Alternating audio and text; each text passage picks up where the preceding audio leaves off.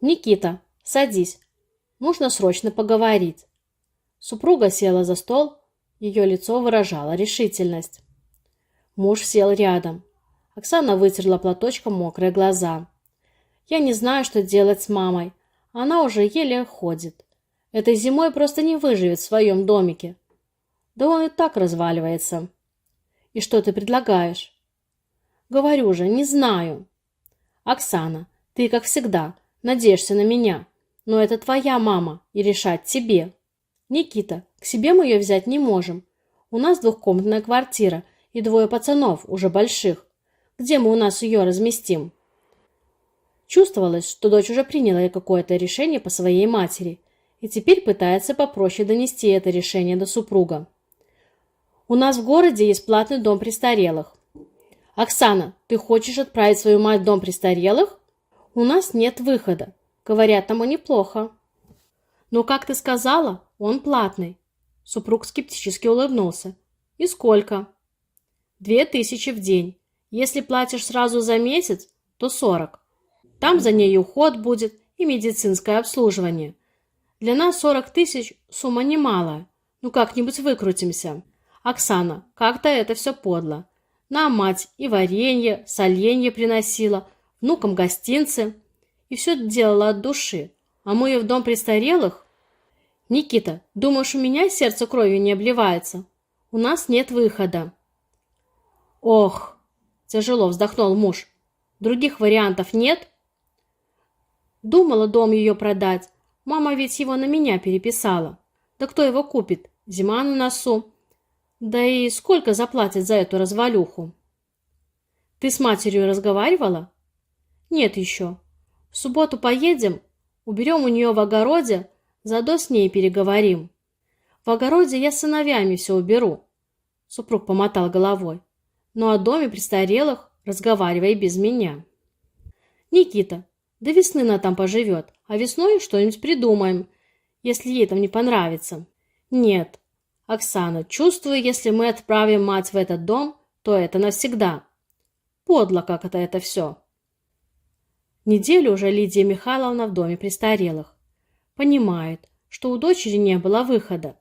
Действительно, и ходить уже трудно, а не то, что одной жить в собственном доме. 8-й десяток уже пошел. Но ведь не о такой старости она мечтала.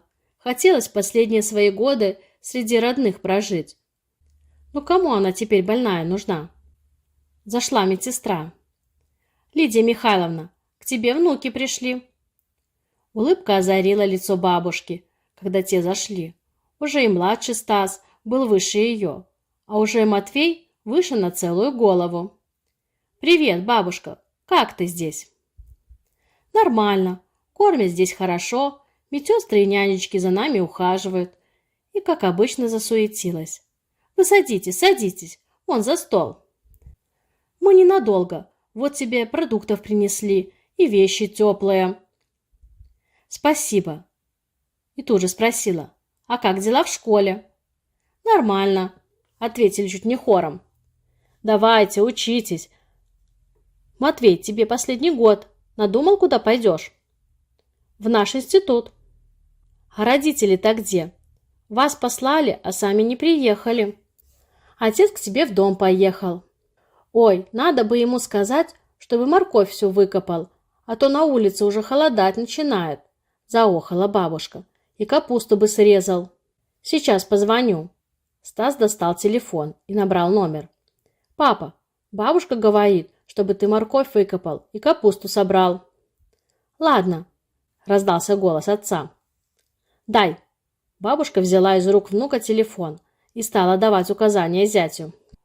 «Никита, морковь выкопаешь, сразу в погреб не опускай, пусть дня 3 посохнет, потом приедешь, опустишь. Капусту срезай с кочерышками, сразу опусти в погреб. Там в 2 отделах песок насыпан. Капусту воткни кочерышками вниз. А в другой морковь сложишь, только крупную, помельче себе возьми». «Понял, понял. Ты, мам, не расстраивайся». «Никита, ты там мою Мурку найди и накорми. Она, бедная, одна осталась». «Найду». «На», — отдала телефон внуку. «Бабушка, мы пойдем, ладно?» Встал из-за стола старший внук. «Подождите». Бабушка достала кошелек. «Вот вам по 1000. Купите что-нибудь». «А тебе?» «Берите, берите. Мне здесь деньги не нужны». «Спасибо, бабушка». Они вышли, а Лидия пошла к окну и долго смотрела вслед внукам. Никита оставил свою ладу напротив окон своей квартиры. Рядом припарковал свой форт сосед из крайнего подъезда. Увидев в руках Никиты пакеты с морковью и капустой, спросил: «Сдачи?» «Вроде этого, от тещи. Мы с супругой тоже собираемся дачу купить. Или домик небольшой, где-нибудь недалеко. Дети взрослые, разъехались». «Слушай, Анатолий», – задумчиво произнес Никита, – «у тебя ведь 4-комнатная квартира?» «Да, на 2-м этаже». «Может, сменяешь ее на мою 2-комнатную? Тоже на 2-м этаже. В придачу домик с огородом отдам. Теща старая, сил у нее нет за домом ухаживать». «Ух ты!» – сосед задумчиво почесал затылок. «Идея интересная, надо посмотреть. Так поговори с супругой и заходите вечером в гости». «Поговорю». Никита помылся, поел и завалился спать. Оксана отправилась на кухню готовить ужин. Скоро сыновья придут. Младший со своей секцией, а старший влюбился. Пора уже, 17 лет. Главное, чтобы дел не наделали. Младшего тоже домой не загонишь, целыми днями на улице. Раздался стук во входную дверь. Вытерев руки, хозяйка бросилась туда. Открыла дверь. Соседи с крайнего подъезда. «Оксана, мы к вам в гости». «Заходите». «Вика, а что случилось?» «А разве твой ничего не сказал?» «Нет». Оксана была удивлена. Мужья надумали квартирами меняться. «Вика, что ты говоришь?» Опомнившись, засуетилась. «Да вы проходите, проходите». Бросилась в комнату, толкнула спящего на диване супруга. «Никита, вставай, гости пришли». Муж встал и бросился в ванную комнату. «Я сейчас». А гостья стала тщательно осматривать квартиру. «Мне кто-нибудь объяснит, что все это значит?» «Оксана, наши мужики хотят вашу квартиру и домик твоей матери сменять на нашу 4-комнатную». Еще раз огляделась. «У вас красивая квартирка». В комнату вернулся хозяин квартиры, и супруга сразу бросилась к нему. «Ты что надумал? Если договоримся, переедем в их 4-комнатную и возьмем к себе твою маму». Оксана задумалась, и на ее лице появилась загадочная улыбка. «Ну что, давайте чай попьем и пойдем в вашу квартиру смотреть». «Лида, какой чай?» – усмехнулся муж. «По этому поводу что-нибудь посерьезнее поставь на стол». Уснуть этой ночью Никита и Оксана долго не могли. Все разговаривали, мысленно представляли, что и как будет располагаться в их новой большой квартире. Говорила в основном супруга, пока ее муж не стал засыпать. «Уже спишь, что ли?» Она толкнула его в бок. «Оксана, ты матери пока ничего не говори, а то она совсем покой потеряет. Как устроимся, тогда и перевезем ее». В это дождливое осеннее утро Лидия Михайловна тоскливо смотрела в окно из своей комнаты дома престарелых. Настроение было под стать погоде, и думы такие же. 3 недели я здесь. Похоже, дети обо мне забыли. Ненужная я мама. Внуки раз приехали и тоже забыли.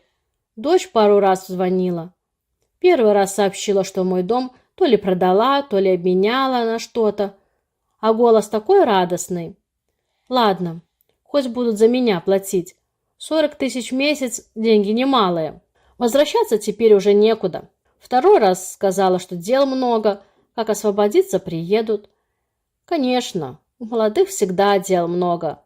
Сегодня суббота, может и приедут.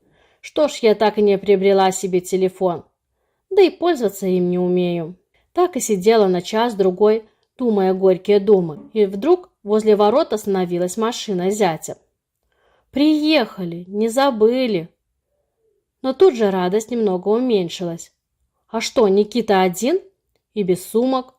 Может, что случилось? Лидия, не отрывалась, смотрела на дверь комнаты. Вот она открылась. Зашел зять и улыбнулся. «Здравствуй, мама». «Здравствуй, Никита.